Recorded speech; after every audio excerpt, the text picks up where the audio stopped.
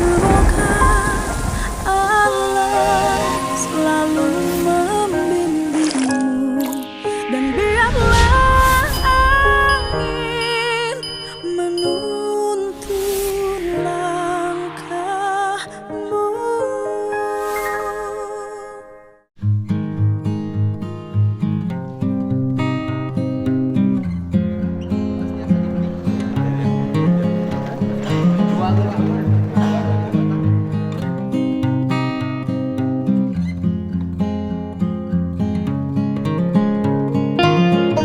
Selanjutnya pembacaan ikrar abdesi oleh Ketua Umum DPP Abdesi dan diucap ulang oleh seluruh pengurus yang dilantik. Ikrar abdesi. Ikrar abdesi. Satu. Kami anggota abdesi adalah insan yang percaya dan bertakwa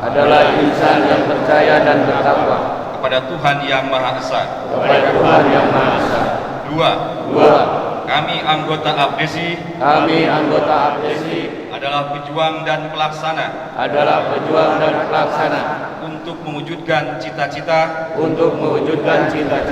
proklamasi 17 Agustus 1945, membela serta mengamal Pancasila. Tiga. Kami anggota abdesi adalah pembina, pengawal dan penegak persatuan dan kesatuan bangsa serta keutuhan negara kesatuan Republik Indonesia yang berwatak kesetiakawanan dan kegotong royongan. Empat. Kami anggota abdesi senantiasa berjuang dan bertekad bulat untuk mewujudkan pemerintahan dan masyarakat desa yang maju, adil, sejahtera, profesional dan demokratis. Lima. Kami anggota abdesi senantiasa setia pada Undang-Undang Dasar 1945, mengutamakan kepentingan umum,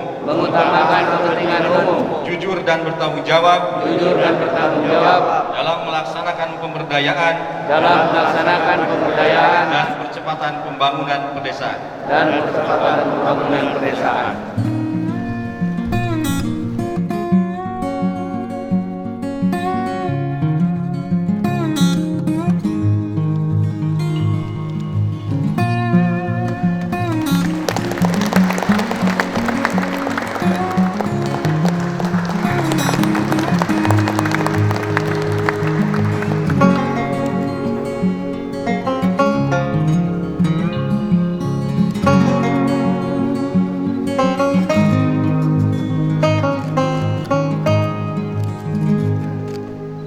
Penandatanganan kesepakatan bersama tentang kerjasama di bidang pendidikan, pelatihan, penelitian, pengabdian pada masyarakat, dan pembangunan Jawa Barat Istimewa, tentunya antara pemerintah daerah Provinsi Jawa Barat dan Institut Teknologi Bandung.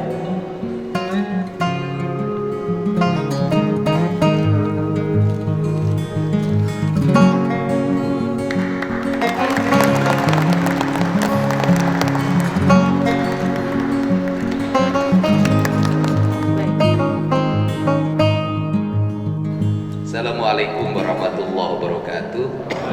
Sampurasun. Yang saya hormati filosof seniman kita, Ketua DPRD Provinsi Jawa Barat Pak Uki Wibawa, dan seluruh anggota hadir di sini. Ada senior saya, mantan Wakil Bupati Garut, Pak Eno. Terima kasih karena anggota DPRD Provinsi Jawa Barat. Kemudian ada juga mantan Ketua Abdesi Provinsi Jawa Barat, sekarang anggota fraksi Partai Gerindra DPRD Provinsi Jawa Barat. Mudah-mudahan tidak lupa terhadap seluruh sahabat-sahabatnya yang nasibnya masih jadi kepala desa. Dan kemudian juga ini mohon nanti Pak Eno kalau anggota Komisi 5, kalau DPRD Provinsi Komisi 5 Maula Akbar mohon kalau ke Garut langsung digerebek. Tepuk tangan, terlalu lama kayaknya pacaran, saya sampai cemas.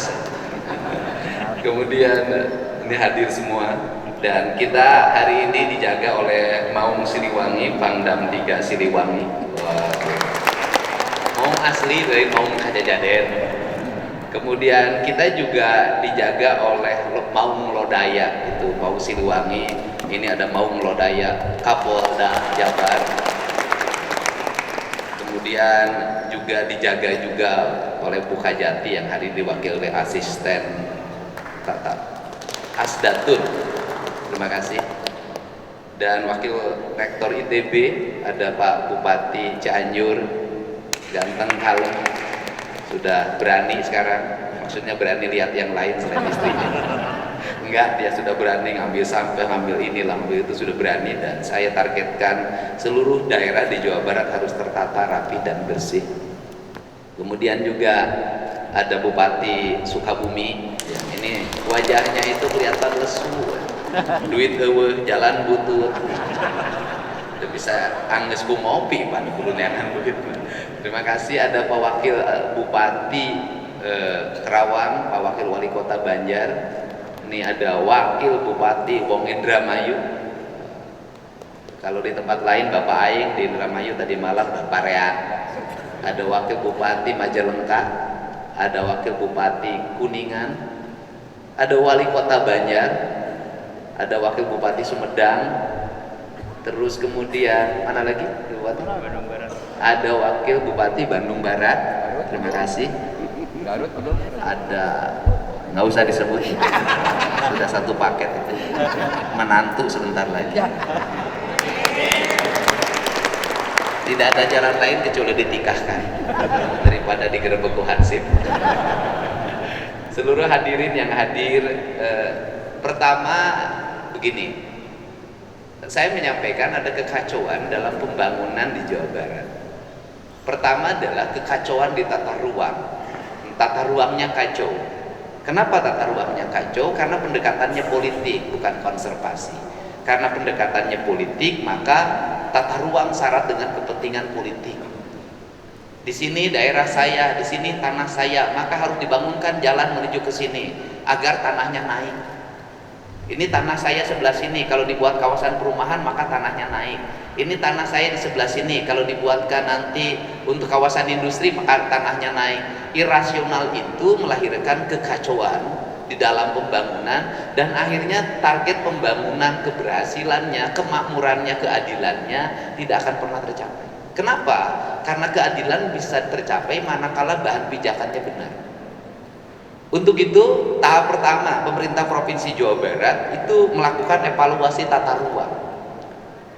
Evaluasi tata ruang perlu dilakukan untuk meletakkan agar pembangunan ini seiring sejalan, seirama dengan seluruh semesta. Karena kita ini numpang.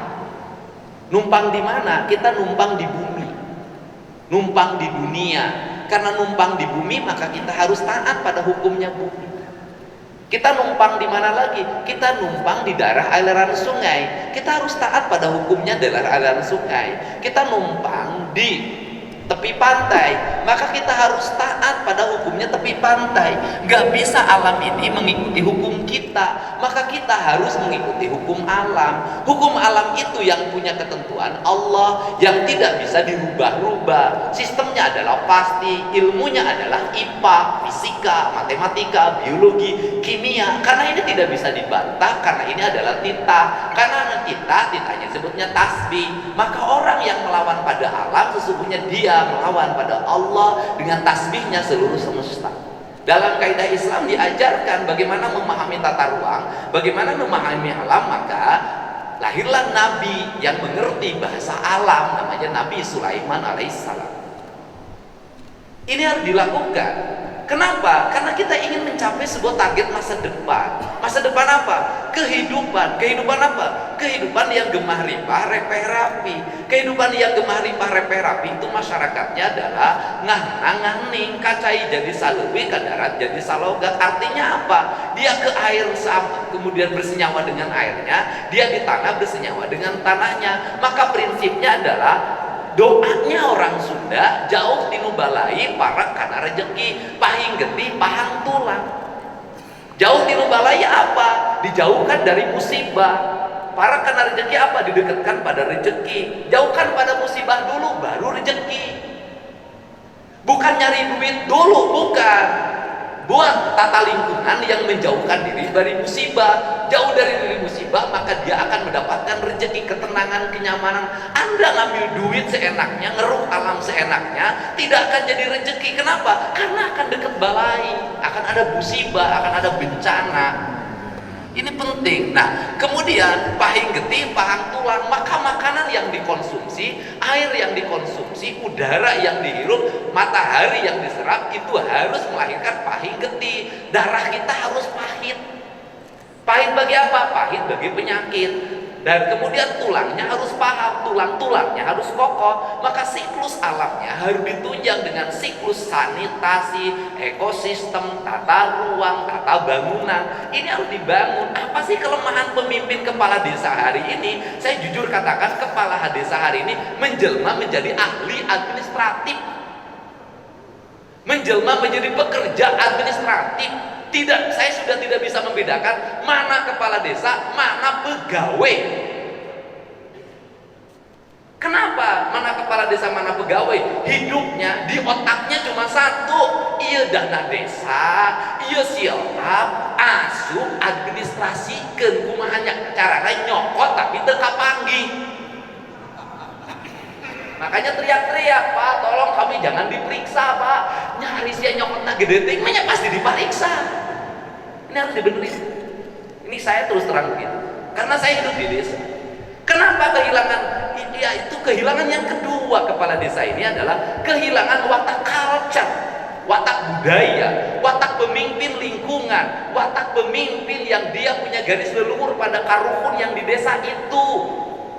Kehilangan hubungan dengan masa lalunya kepala desa, kehilangan hubungan dengan leuweung larangannya, kehilangan hubungan dengan mata airnya, kehilangan hubungan dengan pohon yang disakralkannya. Hubungannya sudah tidak ada. Karena hubungannya tidak ada, lahirlah para kepala desa yang gelisah. Gelisah apa? Duit cukup, mobil banyak, tapi gelisah terus. Kenapa? Karena lingkungannya tidak bisa menerima, leluhurnya tidak bisa menerima, leluhurnya marah. Makanya hidupnya tidak ada ketenangan dan kedamaian. Untuk itu, Abdesi harus mengajarkan para kepala desa untuk kembali pada lingkungan, kembali pada alam. Pembangunan industri boleh berkembang, boleh seiring dengan perubahannya, tetapi tata ekologi, hubungan emosional dengan masa lalu, hubungan emosional dengan leluhur, mata air harus dipertahankan, leuweung larangannya harus dipertahankan, sanitasi lingkungan harus dipertahankan. Ini adalah prinsip dasar pembangunan. Dan ini bukan daerah tradisional, ini daerah modern. Anda mau pergi ke Australia, mau pergi ke Inggris, mau pergi ke Swiss, mau pergi ke Prancis, kemanapun ya desa itu culture. Mau pergi ke Jepang ya culture, budaya, lingkungan. Cuman bedanya budaya mereka sudah dibuat dalam undang-undang yang kuat. Kita undangnya rubah tiap tahun, tiap waktu seiring dengan kepentingan para pengambil keputusan di undang-undang itu. Nah, makanya saya mengajak pada sekarang kepala desa Bang Lingun, saya tinggal di desa kok. Ngerti? Mati kutu kepala desa nggak punya inisiatif. Ngurus sampah aja nggak bisa, sapu aja nggak bisa. Aparat desa hari ini dari mulai sekdes, kemudian para kaum semuanya nyaris nggak pernah turun ke lapangan, nggak pernah ke sawah, nggak pernah periksa lingkungan, sibuk di administratif, ngeberesin siltap, ngeberesin dana desa, sibuk semuanya. Sehingga apa bedanya desa dengan kelurahan? Untuk itu perubahan ini harus dibuat. Maka saya hari ini kerjasama dengan ITB. Saya harapkan ke depan nanti ada dari ITB, dari UI, dari Unpad akan saya bagi itu menjadi konsultan di setiap kecamatan, satu konsultan. Konsultannya apa? Saya ingin tata ruang desanya. Saya ingin ada marketnya. Di sini bangun ini, di sini ruang terbuka hijaunya. Sekarang di desa nggak ada. Seiring perkembangan penduduk makin tinggi, jumlah orang makin banyak, rumah berdempet-dempetan, sanitasi lingkungan kacau, buang MCK-nya ke sungai, buang limbah rumah tangga ke sungai, buang sampah ke sungai. Orang desa hari ini nggak ngurus sampah, padahal sampahnya sampah plastik berantakan di mana-mana. Semuanya masuk ke sungai. Rata-rata kepala desanya nggak peduli. Ini harus dibenahi. Karena yang harus dibenahi, maka harus Pak Sekda itu tata ruang Jabar nanti harus bisa mengatur di desa, Pak. Kalau enggak kacau. Habis itu BPN-nya, ATR-nya main rekomendasi aja. Kadesnya kirim rekomendasi untuk bikin sertifikat di daerah sepadan sungai. Lahirlah 12 sertifikat, ratusan sertifikat. Sertifikat itu lahir dari mana? Ya dari desa dan kelurahan. Salahnya BPN itu ada alat ukurnya, ada tukang ukurnya. Kok tukang ukur nggak baca undang-undang? Kan nggak boleh bangun bangunan di daerah sepadan sungai, di daerah aliran sungai, di hulu sungai. Kan nggak boleh situ-situ berubah jadi perumahan dan pemukiman. Ini kacau, ini kacau kenapa? Karena kokolot lemburnya sudah tidak ada. Tokoh-tokoh di desa yang ngerti kebudayaan, ngerti lingkungan. Hari ini tidak ada regenerasi. Di kampung-kampung sibuk banyak sekali tokoh-tokoh organisasi dan orang-orang pinter, tapi nyaris tidak bisa mengurus desanya. Sibuknya di mana? Laporin dana desa, laporin siltop, itu ini, laporin. Kepala desa tiap hari di mana? Tiap hari nerima tamu, datang gocap, datang cepet, nyumput, rusak Pak di negara. Saya nggak mau. Anda tahu, ribut orang banjir di Bekasi. Ribut orang banjir di kota Bekasi, ribut orang banjir di Bogor. Berapa rumah yang hari ini sudah bersertifikat harus dibebaskan? Kalau ingin dinormalisasi, nilainya berapa? 8 triliun. Gak bisa. Duit dari mana? Saya hanya sanggup minta pertama 300 miliar dulu. Iuran antara kota Bekasi, Kabupaten Bekasi dengan Pemprov. Tapi kita ngomong banjir sampai kiamat nggak akan bisa beres. Ada demo masyarakat di Bojongkulur, Bogor, nantang KDM untuk memberesin Kali Cilengsi dan Cisarua dan Kali Cikeas. Belum Bapak demo, saya sudah ke situ. Saya sudah bawa alat berat, Pak. Alat berat saya nggak bisa turun. Kenapa? Seluruh sungainya sudah berubah jadi perumahan pemukiman dan bersertifikat. Siapa yang bikin sertifikat? Ya rumah-rumah yang mereka tinggali. Lah, ini negara sebentar lagi tenggelam. Untuk itu diperlukan cara berpikir di otak kita. Jangan hanya duit, Pak. Rezeki itu datang dengan sendirinya secara alamiah. Tetapi yang paling penting adalah saya ingin kepala desa mulai punya keberpihakan pada lingkungan. Kepala desa ngurus sampah, mengutin sampah, daerahnya bersih. Dan saya tidak akan menurunkan uang provinsi pada desa yang tidak bisa ngurus sampahnya sendiri. Maka nanti lahir teknologi nanti yang dikelola oleh Kodam, punya Mota, nanti dikelola oleh ITB, nanti lahir di desa-desa. Maka concern saya di tahun ini, saya udah ngomong ke Pak Sekda, concern kita di tahun ini selain pembangunan jalan adalah penanganan sampah dari pusat ibu kota provinsi Jawa Barat sampai pusat-pusat desa di seluruh Jawa Barat. Itu jangan dulu yang lain, fokus. Saya sudah minta ke Menteri Desa, sudahlah duit dana desa ini fokuskan pada aspek-aspek yang menjadi kebutuhan pokok. Sampai kiamat desa nggak akan pernah maju karena dana desanya dalam setiap tahun dibagi rata.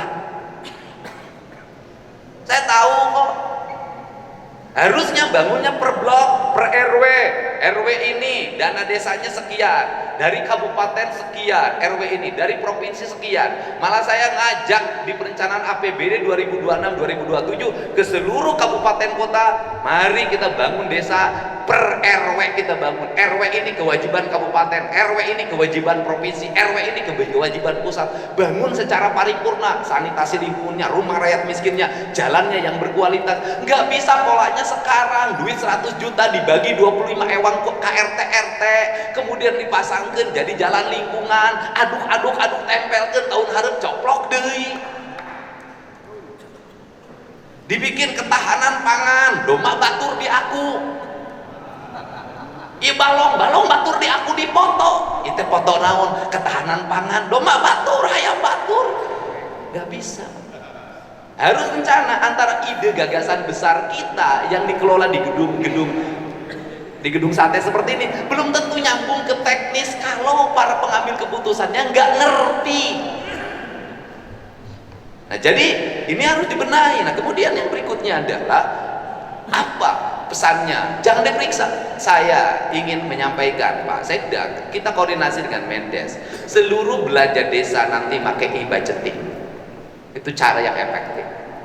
Kenapa? Kalau e-budgeting maka seluruh dana yang terkelola tidak boleh penggunaannya, pengeluarannya tunai. Semuanya harus transfer ke RT, transfer ke panitia, transfer ke manapun transfer. Anda nggak akan capek lagi ketika didatangin orang. Cukup liatin bukti transfer, pasang di depan kantor desanya. Ini belanja sekian, ini transfer sekian ke saya, ini penerimanya, ini nomor rekeningnya, selesai Pak.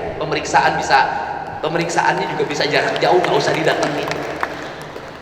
Kan seperti itu. Ini cara untuk apa? Biar desa tenang. Tetapi di balik itu juga kepala desa harus mendapat perhatian. Kenapa? Kepala desa ini ada yang gajiannya 4 bulan sekali, tergantung bupatinya.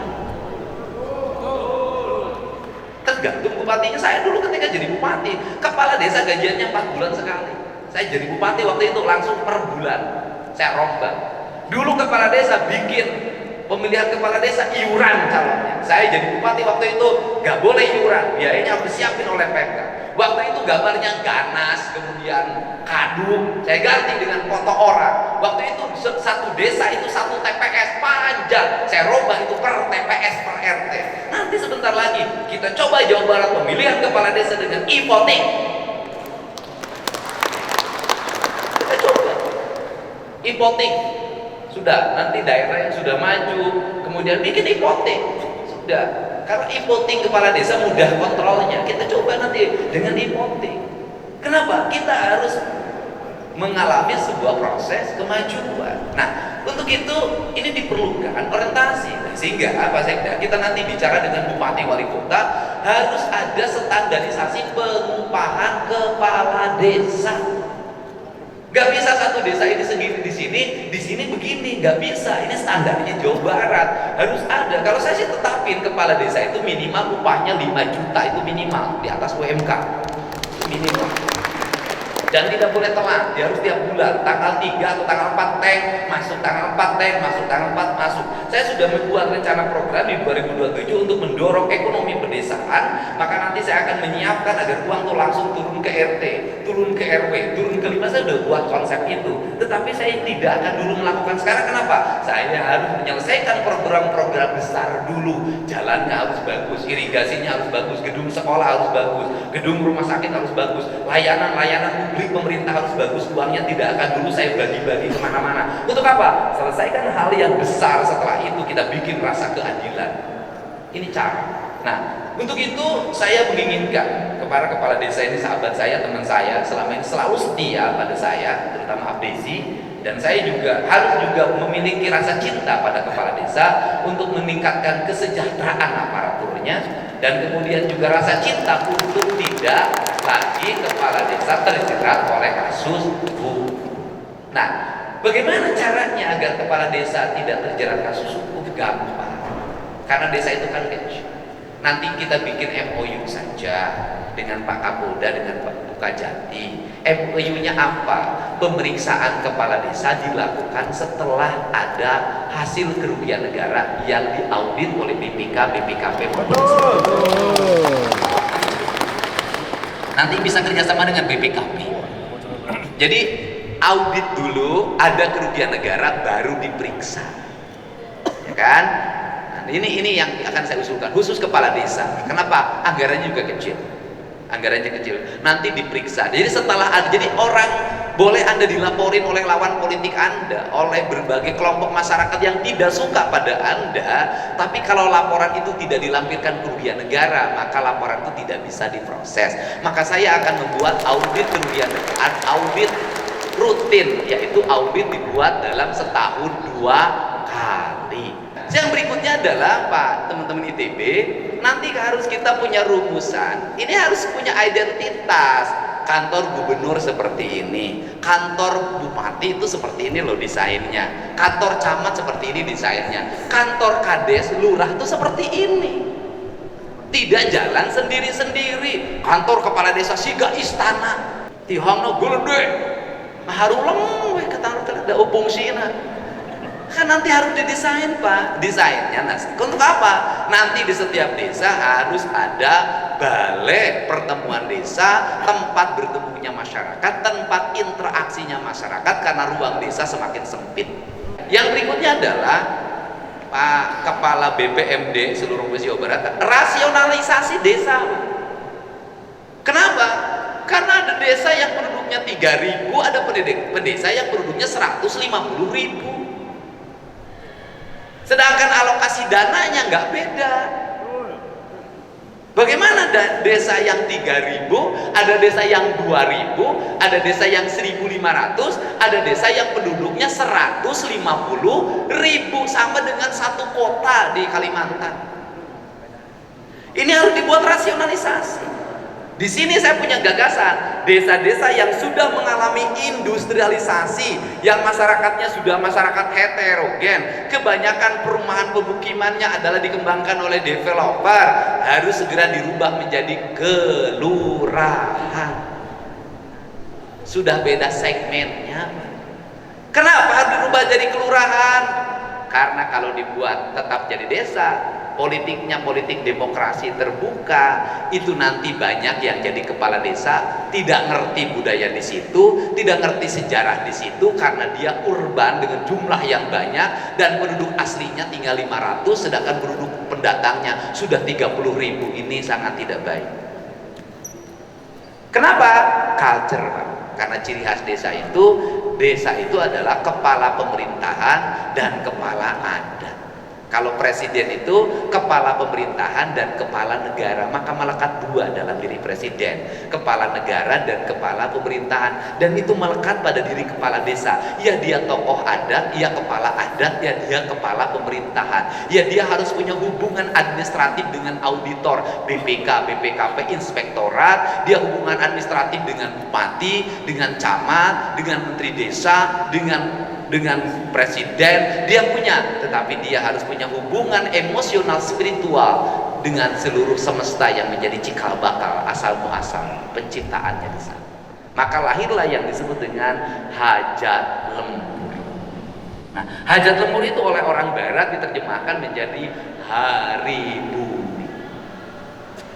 Nah, ini barangkali besar. Untuk itu saya minta perguruan tinggi Institut Teknologi Bandung sebagai perguruan tinggi ternama di Indonesia dan di dunia yang telah memberikan kontribusi yang besar bagi peradaban Indonesia.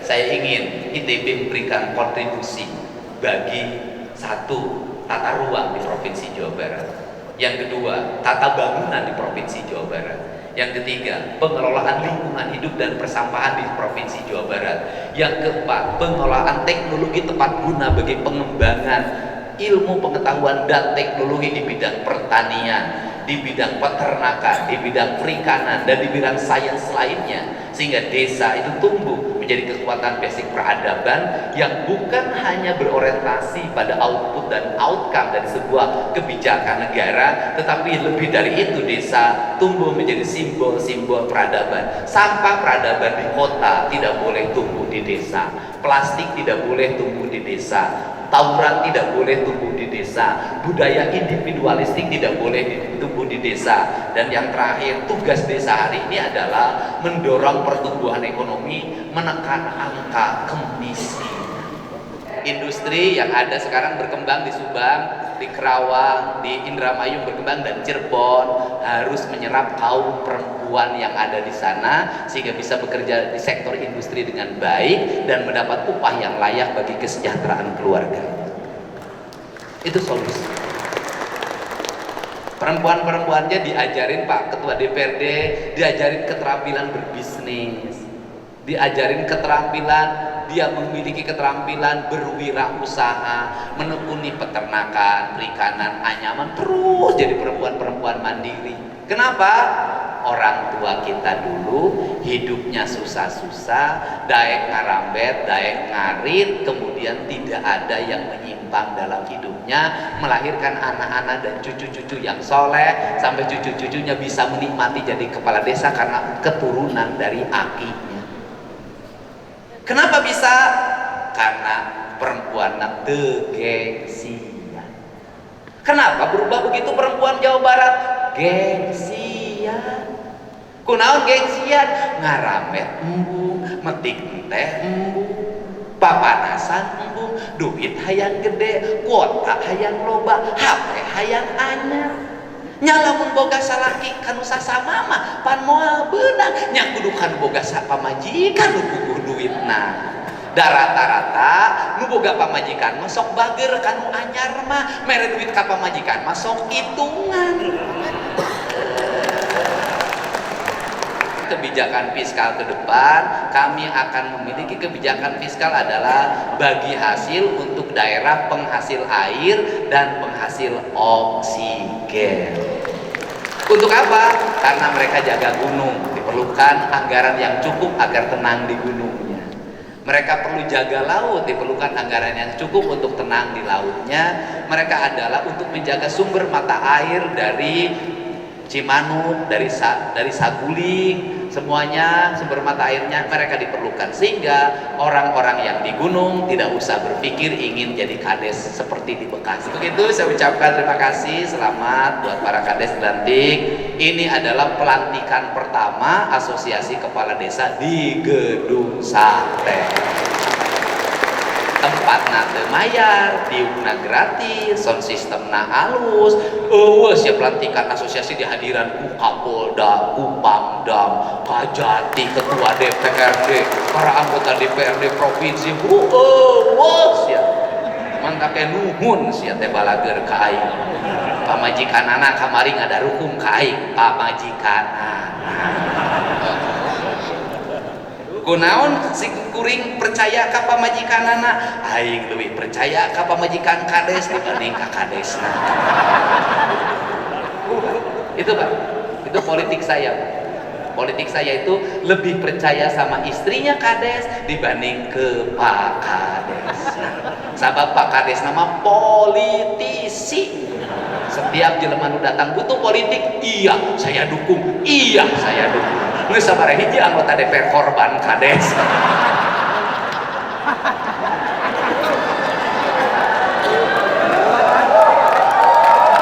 Sekarang ke depan kepala desa tidak boleh lagi ada yang merekomendasikan merubah girik, kikitir untuk dibuat sertifikat di areal tanah negara, nggak boleh. Menang, wae disumpahan sia. Kepala desa anu ngaruksak alam, anu ngaroba nyian sertifikat di tanah negara, daerah aliran sungai, di leuweung, di gunung, kalau urut sirungan ke anak teu akaran 7 turunan sia. Ribu hirupna sangsara balangsana.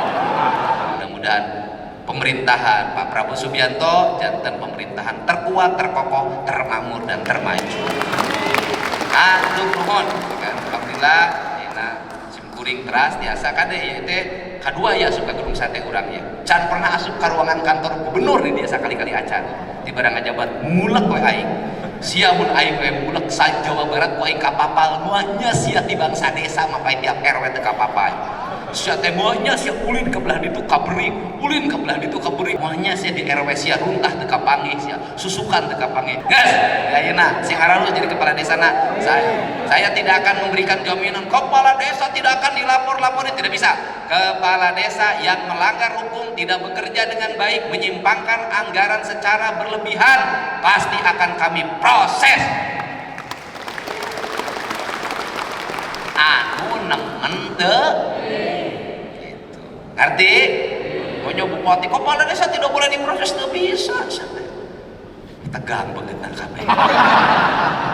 Proses. Pak Abdi sih proses kepala desa yang tidak, tetapi seluruh proses itu kami akan membuat mekanisme, yaitu setahun anggaran auditnya sudah selesai dilakukan sehingga kerugian negaranya terbaca, dan apabila kerugian negaranya masih di bawah ambang batas wajar di bawah 200 juta segera dikembalikan ke kas daerah, biasanya 60 hari kerja.